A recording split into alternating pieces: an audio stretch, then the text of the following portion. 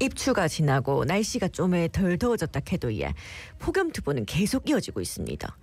날씨가 더우면 기온 자체도 높지만 바다 수온도 높아진다 하는데 고수온 현상으로 바다에 사는 어종까지도 바뀔 수 있다 하대에 참 걱정입니다.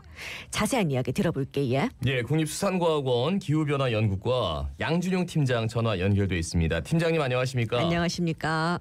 예, 안녕하십니까? 예, 뭐 장마 이후로 역대급 더위에 바다가 끓고 있다라는 표현까지 나오더라고요. 예, 고수온 현상 바다에서 나타나고 있는데 고수온의 기준이 그러면 뭐 어느 정도나 돼야 되는 겁니까? 예, 고수온은 일반적으로 여름철에 수온이 평년 수온을 훨씬 웃도는 것으로 생각하시면 되는데, 네네. 저희 국립수산과학원은 수온 25도씨를 기준으로 고수온 예비 특보를 28도씨를 기준으로 고수온주의보와 경보를 발표하고 있습니다. 예. 28도씨를 기준으로 해갖고 이렇게 발령하고 있는데 올해도 참 덥거든요. 근데 이런 고수온 현상도 그러면 평년보다 심각한 상황이라고 볼 수 있겠습니까? 예, 국립수산과학원에서 인공위성으로 관측한 해표면 수온 자료에 따르면 네. 7월 해표면 평균 수온은 한반도 주변 해역에서 냉수대가 출현한 동해안을 제외하고 전체적으로 평년보다 높았으며 특히 태안반도, 흑산도, 제주 연안 등지에서는 최대 28도씨 정도 평년보다 높았습니다. 예. 이게 매년 좀 심각해지고 있는 것 같은데 이게 고수온 현상이 어느 정도나 지금 심각해지고 있는지요? 1923년부터 약 100년간 한반도 주변 해역에서 조사한 수온 자료를 분석한 결과 여름철 부산 앞바다의 수온은 25도씨에서 28도씨였습니다. 그러나 1920년에서 70년 사이에 약 10년간 0.1도씨 오른 반면에 1970년부터 2020년, 그러니까 최근까지 10년간 0.5도씨가 올라 최근 수온 상승 경향이 과거에 비해 5배 정도 빠른 것을 확인하였습니다. 이게 1도만 올라도 지금 그 차이가 크다고 들었는데 그럼 고수온 현상으로 인해서 발생할 수 있는 피해는 어떤 것들이 있겠습니까? 고수온으로 인한 피해는 주로 연안에 위치한 양식 어장에서 키우던 양식생물이 고수온을 이기지 못하고 죽는 것입니다. 양식생물의 폐사와 같은 어업재는 재해로 인한 피해가 2018년에 약 710억 원으로 가장 컸고 이 중 고수온으로 인한 피해가 약 600원에 이르러 가장 위험한 재해입니다.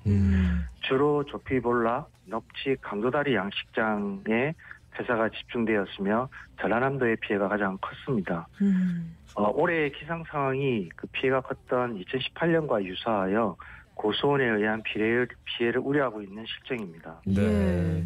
근데 조피볼락, 넙치, 뭐 강도다리 얘기했는데 이런 그 어종들이 물고기들이 한 0.1도 올랐다 이런 거 굉장히 민감하잖아요. 뭐 사람하고 비교하면 뭐 한 0.1도 올랐다, 뭐 0.5도 올랐다, 뭐 1도 올랐다 이게 어떤 느낌입니까?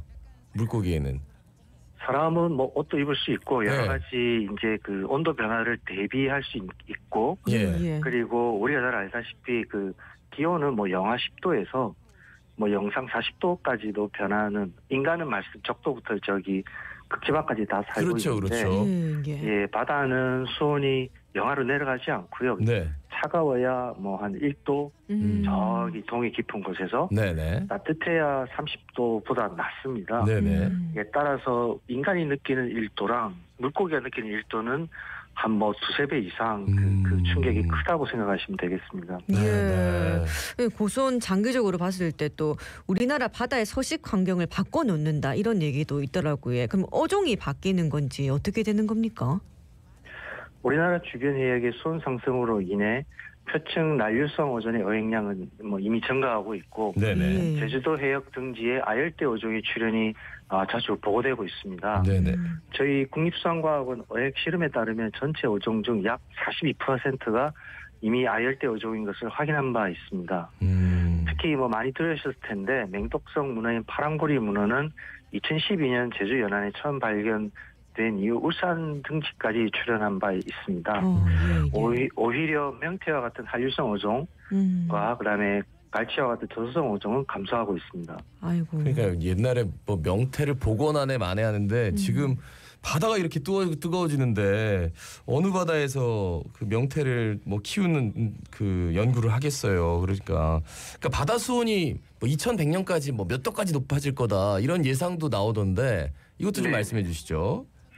예, IPCC 즉 기후 변화에 관한 근본 협의체는 매우 낮음부터 매우 높음까지 5가지의 구체적인 이산화탄소 배출 시나리오를 제시하고 그거에 따라서 많은 연구자들이 연구를 하고 있습니다. 네네. 높음은 현재와 같은 속도로 이산화탄소 배출량이 계속 증가하는 것이고 매우 높음은 이산화탄소 배출량이 현재 수준의 2배를 증가하는 시나리오입니다. 네네. 이러한 시나리오를 토대로 2020년에 발간된 한국기후변화 보고서에 따르면 우리나라 주변 해역의 표층 수온은 2100년에 현재 대비 2에서 6도씩 상승할 것으로 보고하였고 해역별로는 동해 중북부, 황해 북부 해역을 중심으로 수온 상승이 높을 것으로 전망하였습니다. 예, 그럼 이 정도면 거의 지금 현재 있는 우리 주변에 있는 어종들이 살기 어려운 정도 아닙니까? 그치?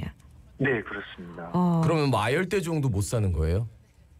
아니요, 아열대종이 아마 올라와서 우리 토착종이 되지 않을까 싶습니다. 그럼 적도 부근의 바다는 더 뜨거워진다니까 그럼 거기는 아예 물고기가 살 수가 없게 되는 건가요? 어떻게 되는 겁니까? 거기에 따라서 또 아마 이 환경에 따라서 그 살 수 있는 어종과 살 수 없는 어종이 아마 구분될 것 같고요. 네네.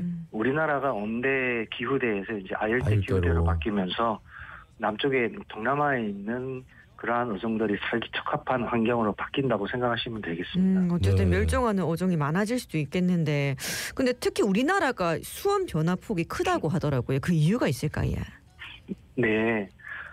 주로 이제 기후 변화, 그 수온이나 기온이 변하는 건 태양에 의한, 즉 태양 복사 에너지에 의한 수온 변화, 뭐 기온 변화가 일반 변화는 죄송합니다. 태양에 의한 즉 태양 복사 에너지에 의한 그 수온 등 기온 변화는 일반적으로 여름철 수심이 낮은 연안 해역에 크게 나타납니다. 네네. 해표면이 같은 면적에 흡수되는 태양열은 태양 에너지는 같은데 해수면 아래 수심이 깊은 먼 바다보다 수심이 얕은 우리나라와 같은 연안 해역의 해수 최적이 작아서 같은 에너지를 더 작은 최적이 그 온도가 투입되는 바람에 온도가 더 올라가는 것입니다. 우리나라의 서해와 남해는 중위도의 북서태평양 대륙붕 해역에 위치하고 있어서 비교적 수심이 얕아 수온 변화의 폭이 지구 전체에 비해서 큰 것으로 생각됩니다. 동해는 좀 덜한데 황해와 남해는 분명히 좀 다른 데에 비해서 수심이 좀 얕아서 그래서 이제 고수온, 수온 변화폭이 크다라는 말씀. 그러면 이게 고수온이 이미 거스를 수 없는 추세라고 하면 여기에 대해서 대비책은 있어야 될 거 아닙니까? 어떤 대비책이 있을까요? 예, 뭐 제가 대비책 전체를 얘기할 수는 없지만 제가 일하고 있는 이 해양 분야에 관해서 말씀을 드리면 바다는 육지와 달리 해양 환경 요소를 관측하기가 매우 힘듭니다. 뭐 선박을 이용한다든지 아니면 뭐 관측 부위를 띄워서 하는데 많이 파손되고 관측 센서에 그 고장이 나서 유지 보수가 매우 힘듭니다. 즉 관측 자료가 매우 부족합니다. 이게 좀 더 많은 수온 연문과 같은 해양 환경 자료를 확보하여 현장 상황을 정확히 판단하고 해양 환경 예측 시스템과 인공지능을 활용한 예측 정보의 정확도를 우선 높여야 합니다. 이를 토대로 중장기적인 수온 변화 또한 예측해서 수산업계가 대비할 수 있는 연구가 필요합니다. 또한 이 해면 양식장은 자연 환경의 영향을 많이 받는 천수탑과 같아서 환경 요인을 조절할 수 있는 스마트 양식 기술을 적용하여 고수온과 같은 자연재해를 줄이는 방안도 필요합니다. 이런 기술들이 꼭 좀 마련이 돼가지고 이런 대비가 좀 잘 됐으면 좋겠습니다. 마지막으로 한 말씀 남겨주신다면요? 네. 마지막으로 제가 드리고 싶은 말은 우리 세대는 기후변화를 인식한 첫 세대이자 이를 해결해야만 하고 또 해결할 수 있는 유일한 세대이기도 합니다. 따라서 우리 모두 기후위기 극복이 테러 건절이나 석유 확보 못지않는 안보상의 중요한 최우선 과제를 인식하고 미래 세대에 대한 교육과 실천을 통해 지구가 감당할 수 있는 수준으로 탄소 배출을 줄이고 지구가 제공하는 생태 자원을 초과해서 사용하지 않도록 해야겠습니다. 기후 위기를 뭐 경제성이냐 아니면 환경성이냐 뭐 이런 것들을 평가하는 게 아니라 안보의 문제로까지 말씀해 주시는군요. 그만큼 심각하다는 말씀 잘 들었습니다. 고맙습니다. 고맙습니다. 예, 감사합니다. 네, 지금까지 국립수산과학원 기후변화연구과 양준용 팀장이었습니다.